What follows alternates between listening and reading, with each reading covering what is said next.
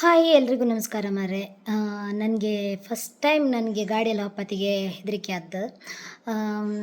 ಎಷ್ಟೋ ದಿನ ನಾನು ಗಾಡಿ ಹೊಪ್ಪತ್ತಿಗೆ ಅಷ್ಟೊಂದು ನಂಗೆ ಏನು ಅಷ್ಟೊಂದು ಅನಿಸ್ತಿರ್ಲಿಲ್ಲ. ಬಟ್ ಈಗ ಒಂದು ಮನ್ಸೊಳಗೆ ಒಂಥರ ಹೆದರಿಕೆ ಕೂಕಂತಂತ್ರಲ್ಲ ಆ ಥರ ಆಗಿತ್ತು ನನಗೆ.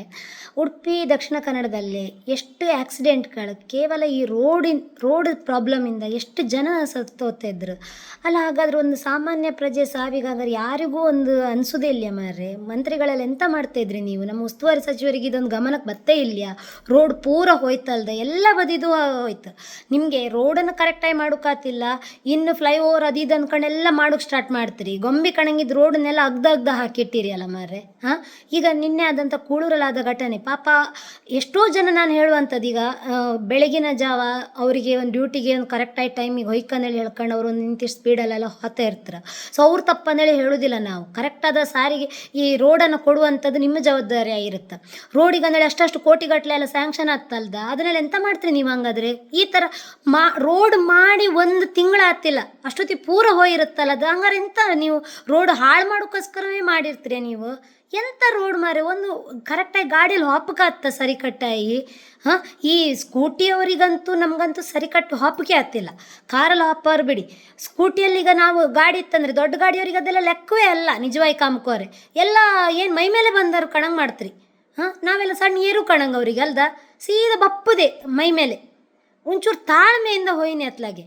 ರೋಡಂತೂ ಸಮಯ ಇಲ್ಲ, ರೋಡ್ ಸರಿ ಇಲ್ಲಿದ್ದ ಟೈಮಲ್ಲಿ ನಾವೇನಾದರೂ ಒಂದು ಬ್ರೇಕ್ ಹಾಕಿ ಒಂಚೂರು ನಿಧಾನದಂಗೆ ಹಾಪತ್ತಿಗೆ ಏನು ಬಾಂಬ್ ಜೀವ ಹಾತಾರ ಕಣಂಗೆ ಹಾರ್ನ್ ಹಾಕ್ತೀರಿ.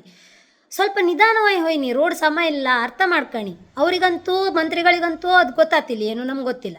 ಬಟ್ ಅಟ್ಲೀಸ್ಟ್ ಒಂದು ಆ ರೋಡಂಗೆ ಇಪ್ಪಂತ ಹೊಂಡನ ಮುಚ್ಚುವಂಥ ಕೆಲಸನಾದರೂ ಮಾಡಿ. ಎಂಥ ಒಂದು ನೆಳಿಲ್ಲ ಹಾಗಾದರೆ.